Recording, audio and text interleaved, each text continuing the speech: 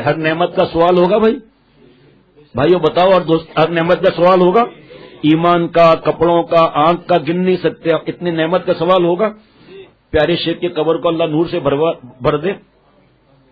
فرمایا کہ شیخ نعمت نہیں ہے، کیا خیال ہے یا نہیں ہے؟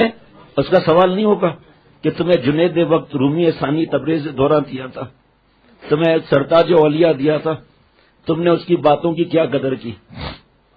تمہاری عمر کے، تمہارے جتنے پڑھے ہوئے یا تمہارے جتنا پیسہ جو بھی چیز ہے وہ قبروں کو سجدہ کر رہے تھے اور حرام میں پیسہ ڈال رہے تھے، اور تمہیں میں نے حرام حلال کی تمیز سکھائی شیخ کے پاس جا کر، تمہیں شرعی پردے کی تمیز سکھائی شیخ کے پاس جا کر، تمہیں داڑھی کی، فلموں سے بچنے کی تمیز سکھائی شیخ کے پاس، پھر تم نے شیخ کی بات مان کر آنکھوں کا زنا کیوں کیا؟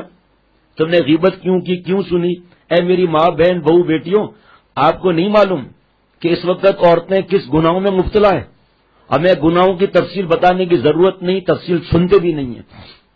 آپ نے میری ماں، بہن، بہو، بیٹیوں پر جو اللہ نے فضل فرمایا ہے، جو اللہ نے آپ کو جس نعمت میں رکھا ہے، میں بھی خود اپنے لیے بھی کہتا ہوں، میں اور آپ ہم سب قدر کر لیں، پچھتانا نہ پڑے۔ پھر ابھی حضرت فرماتے ہیں اختر جگ میں آئے ہو کچھ دیا دھرم کے کام کرو، اختر جگ میں آئے ہو کچھ دیا دھرم کے کام کرو، یہ وقت نہیں آئے گا ہاتھ میں جو کرنا ہے سو آج کرو۔ آپ شوروں کی خدمت کر رہی ہیں، ہمارے ایک دوست ہیں، ان کا خط آیا کہ میرے ماں باپ جو ہے نا، ان کا انداز یہ ہے، جو بھی رشتہ ہے اس کا انداز یہ ہے، اور جو ہے وہ گھر رہنے میں الگ گھر ہو گیا، اب ساتھ رہنے میں یہ خطرہ ہے، وہ خطرہ ہے، مشکل ہو جائے گی۔ آپ کو پتہ ہے ان کی اہلیہ نے کیا کہا؟ رونے کا مقام ہے۔ اہلیہ نے کہا سرتاج، جو سختی ہوگی مجھ سے ہوگی نا، یہ بوڑھے ہیں، ہم سب ساتھ رہتے ہیں۔ کیسی بیٹی ہوگی یہ رابعہ بصریہ نہیں ہوگی؟ گھر میں تو میں رہتی ہوں نا، تو اماں مجھ سے جو کریں گی نا تو میں تو تیار ہوں۔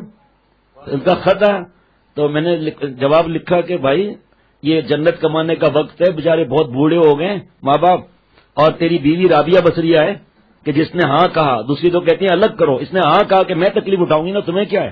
میں نے کہا میں آپ کی جگہ پر ہوتا تو ماں باپ کے پیر چومتا کہ آپ کا احسان ہے جو آپ نے مجھے موقع دیا، ورنہ بعد میں رونا پڑتا۔ فوراً گھر کر کے مجھے اطلاع کرو، کیونکہ ایمان کی کمزوری ہوتی ہے گناہوں کی وجہ سے۔